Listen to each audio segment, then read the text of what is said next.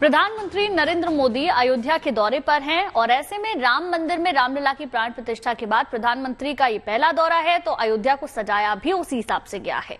आज करीब शाम 7 बजे प्रधानमंत्री मोदी रामलला के दर्शन करेंगे और उसके बाद रोड शो होगा। प्रधानमंत्री 4 महीने में तीसरी बार अयोध्या आ रहे हैं। लोकसभा चुनाव के बीच प्रधानमंत्री मोदी अयोध्या के जरिए अवध की 9 सीटों पर जनता को संदेश देंगे।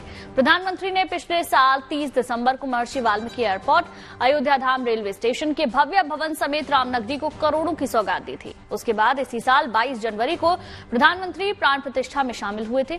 चुनावी सरगर्मियों के बीच इस बार प्रधानमंत्री मोदी फैजाबाद सीट से 2 बार के सांसद और बीजेपी प्रत्याशी लल्लू सिंह के समर्थन में अयोध्या आ रहे हैं।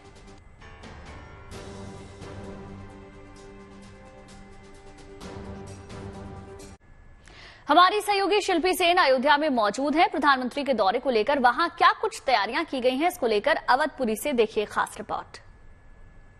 लोकसभा चुनाव से पहले प्रधानमंत्री नरेंद्र मोदी आज अयोध्या में रोड शो करने वाले हैं। प्रधानमंत्री का रोड शो शाम को है।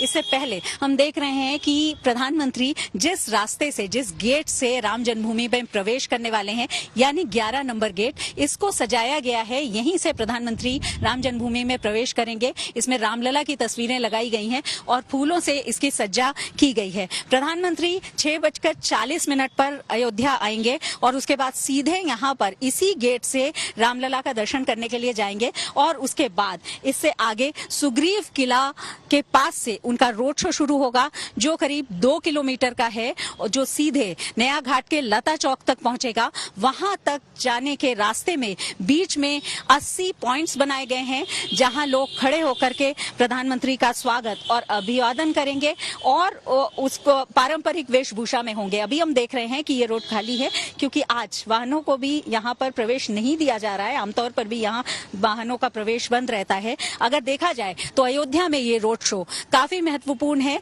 क्योंकि अयोध्या मुद्दा वो मुद्दा है जिसने कभी बीजेपी को शून्य से शिखर तक पहुंचाया था और आज जब भव्य और दिव्य मंदिर बन गया है और सदियों की प्रतीक्षा के बाद रामलला विराजमान हो गए हैं, ऐसे में प्रधानमंत्री का रोड शो यहाँ बहुत मायने रखता है।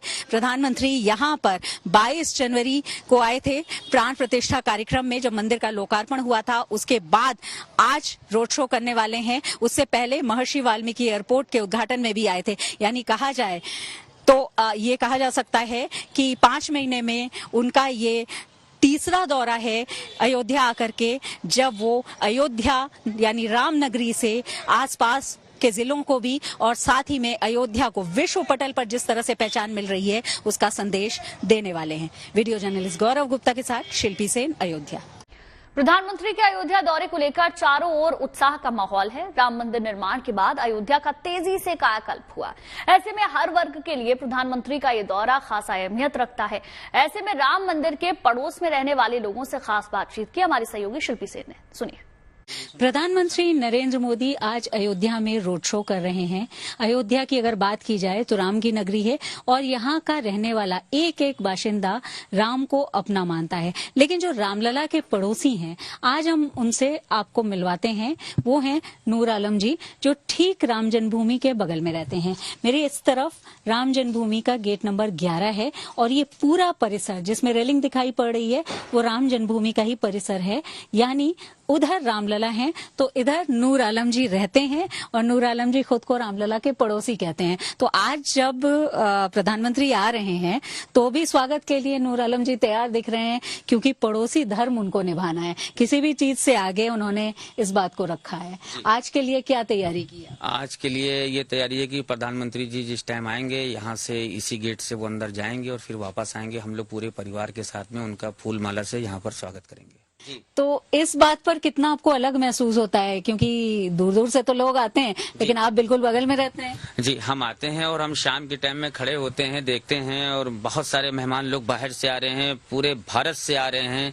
और मतलब इतनी जो फैमिलियां को कभी यहाँ नहीं देखा था, कभी नहीं आते जाते देखे थे, मेला होता था, सारे प्रोग्राम होते थे, भीड़ होती थी।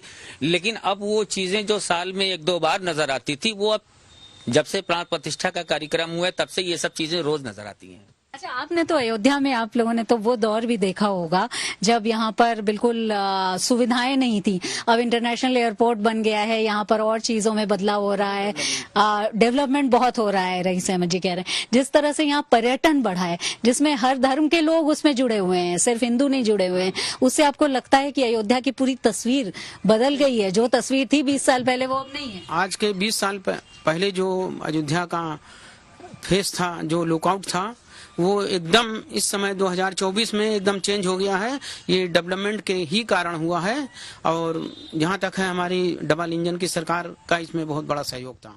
यहाँ के जो मुस्लिम समुदाय के लोग हैं, क्योंकि आपके भी परिजन हैं, रिश्तेदार हैं, उन लोगों को भी यहाँ जिस तरह से कहा जा रहा है योजनाओं का लाभ वो हुआ है।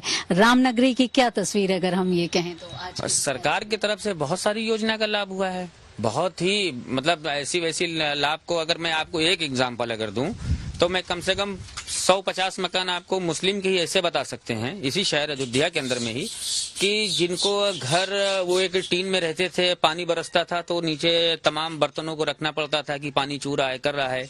आज प्रधानमंत्री आवास योजना के तहत में जो उनको 2.5 लाख रुपए की मदद मिली है, उससे उनका एक पक्का मकान बन गया, वो घर वाले हो गए, उस घर की माँ बहनें बच्चियां जो थी वो सुरक्षित हो गई।